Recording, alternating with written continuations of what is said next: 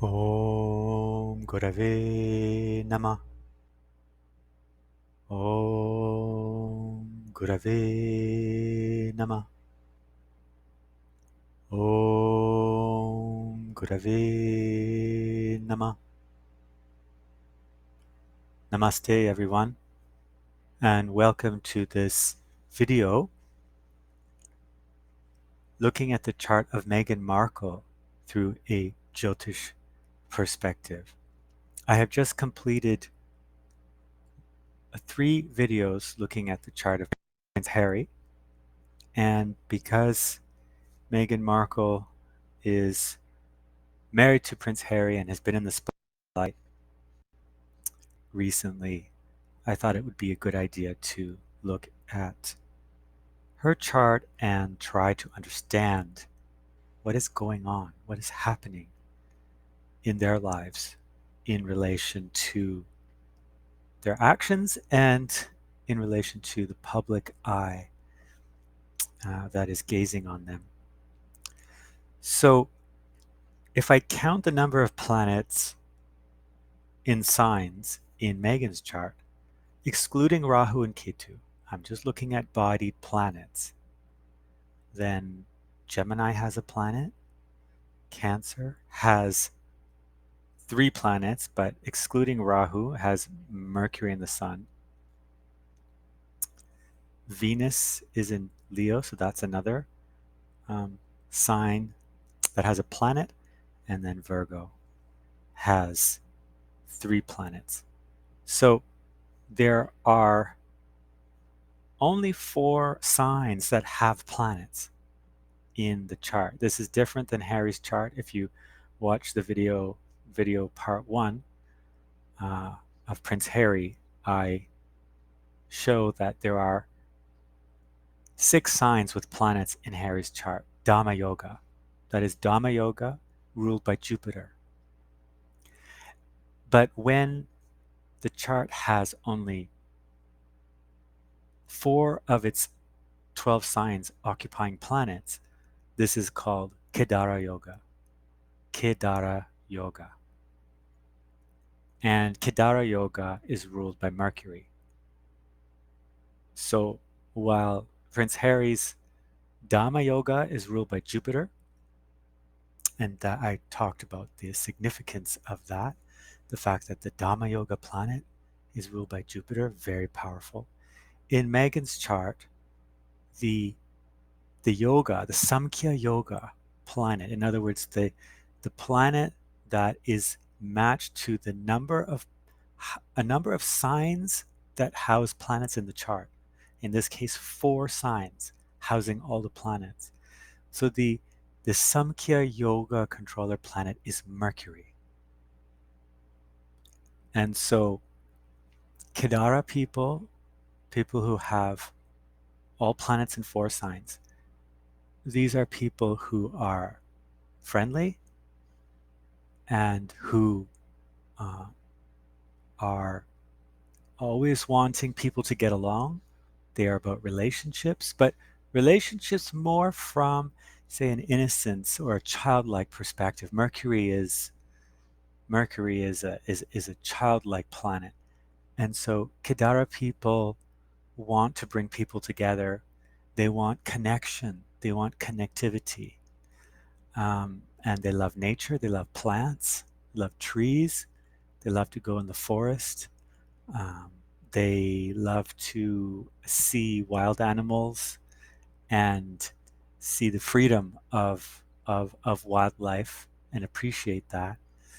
And they are social, and relationships are so very important. Relationships are so important.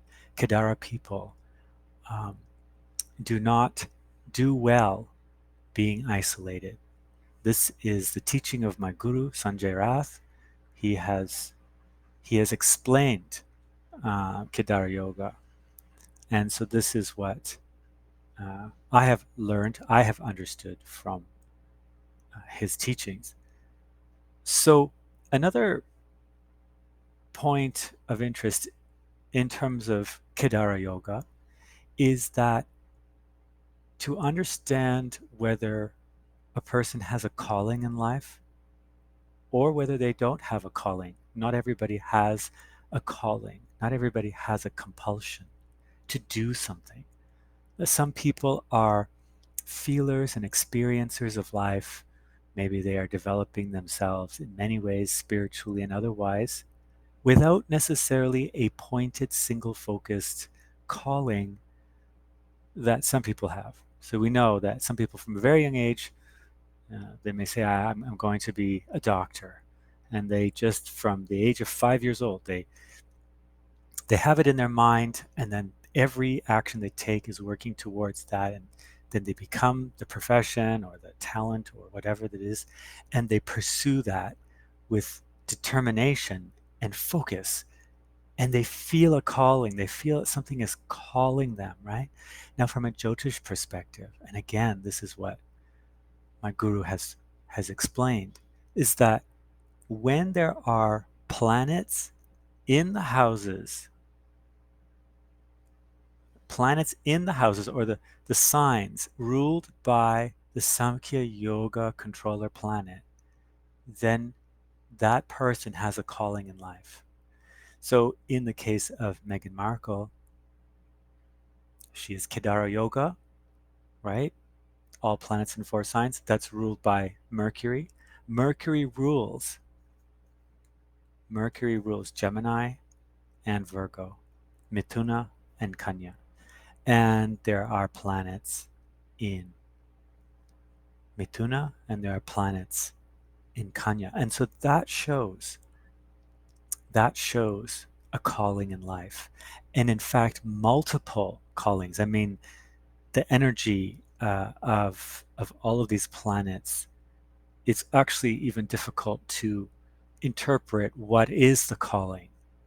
It's almost like there's a general feeling of a need to do something, to make a mark. It's not simply a sit back life and let's see where life takes me.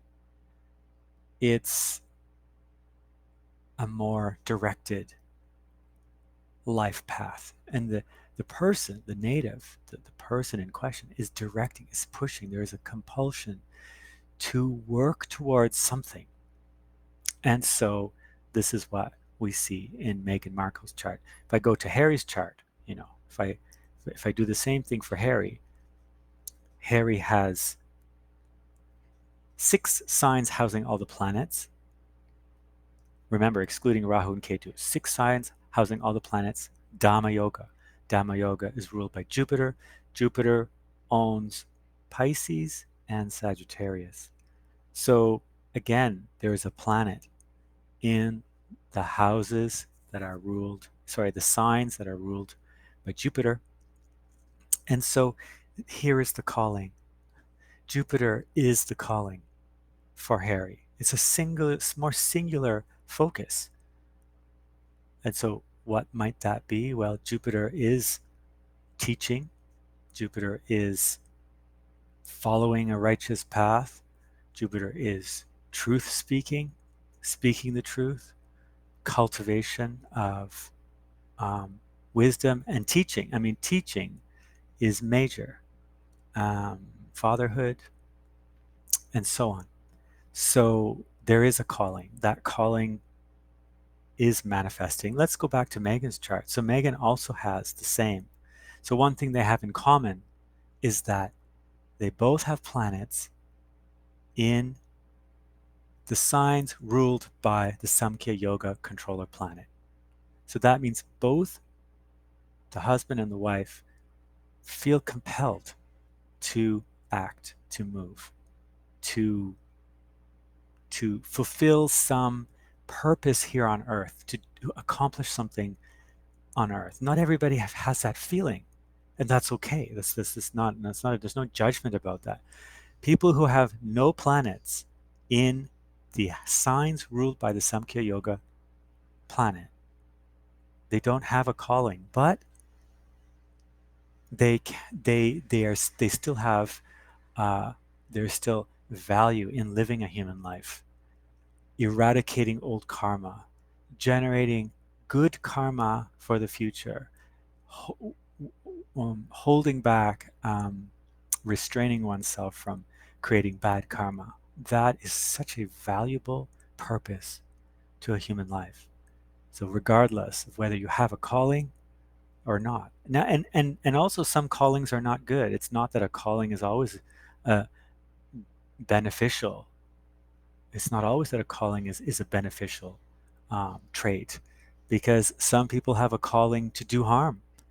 If there are malefics, if there is a deeply afflicted planet, a deeply afflicted malefic planet in the um, houses, potentially there may be some bad karma that is created through that compulsion, that drive, that calling, that need to fulfill some meaning. So it's not always good.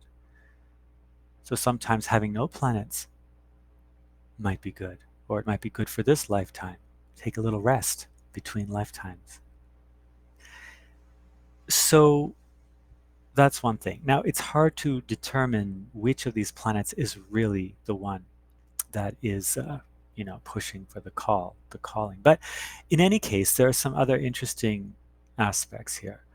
Another aspect is that we, in order to understand how activated the yogas are in the chart, we want to see a connection between the Lagnesh and the Samkhya Yoga controller planet. So the Lagnesh here is the moon. And the Samkhya Yoga controller planet is Mercury. And there is an exchange. There is a parivartana between the moon and Mercury. So that connection is very strong. And that connection means that this soul, this being, is connected to their purpose. There's not a, a lost feeling. This person doesn't feel lost. Like some people, they feel lost, they feel disconnected from what they're meant to do, or what the energies of their what their planetary energies fueling them, guiding them as a foundation, what they are telling them. Some people are not listening to those energies and working and acting accordingly. Some people are actually acting in contradiction to the energies of their planetary configurations, which is very distressing and can lead to, well, it can probably, I would say, lead to mental illness in some cases. So we have to align ourselves. Some people are lucky by the fact that there is an innate connection between the Lagnesh, which is the mind, the thinking, the being mind, and the Samkhya Yoga controller planet, which is Mercury. In this case, they have exchanged signs. So that exchange gives a very strong connection. This is another thing in common with Harry's chart, because in Harry's chart, the Lagnesh is Jupiter, and the Samkhya Yoga controlling planet is also Jupiter, because Dhamma Yoga, when 6 signs house all the planets, is the sign is Jupiter. So it's the same. Jupiter is one and the same. Jupiter is the Lagnesh, as well as the Samkhya Yoga controlling planet. In this case, in Meghan's case, there is a very close connection between the Lagnesh and Mercury. Mercury and Lagnesh have exchanged signs, because the moon rules Cancer, Mercury rules Virgo, and Mercury is in Cancer and the moon is in Virgo, so they've exchanged. That is parivartana.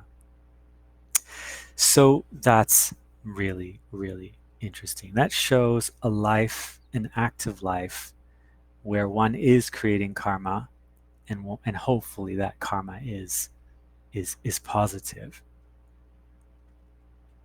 There is another important aspect to this chart that needs attention, which is the fact that the lagna degrees is within 1 degree of the sign of Cancer.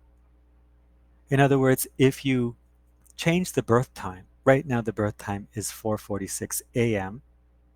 If you were to move that birth time back by a few minutes, by 4 or 5 minutes, the whole chart changes, because then the lagnesh would be, the lagna would be Gemini instead of Cancer.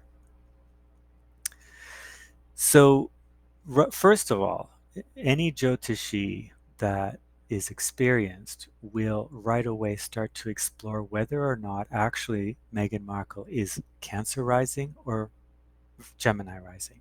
That's an important question, because the divisional charts change. If we move the ascendant back into Gemini, the divisional charts change. Everything changes.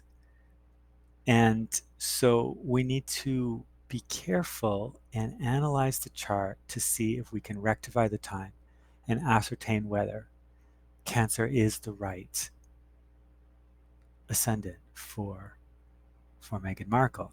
Now, I have done a bit of exploration, which is beyond the scope of this video, but my determination is this is correct. This is correct, that Cancer is the correct lagna. It is in the very early degrees. So this is not an easy energy to manage. When the lagnesh is really at the cusp between signs, this is not an easy energy. And the reason is that there is a dislocation between the Rashi chart and the Bhava chart. The Rashi means the signs, right? Aries, Taurus, Gemini, Cancer, those are signs. But the Bhava chart is the houses. House 1, House 2, House 3, House 4. Now, if the ascendant is at the 15-degree mark within the sign, okay, and that just depends on your birth time. If you happen to be born at a moment in time where within a 2-hour span, roughly 2-hour span, the ascendant travels through the sign.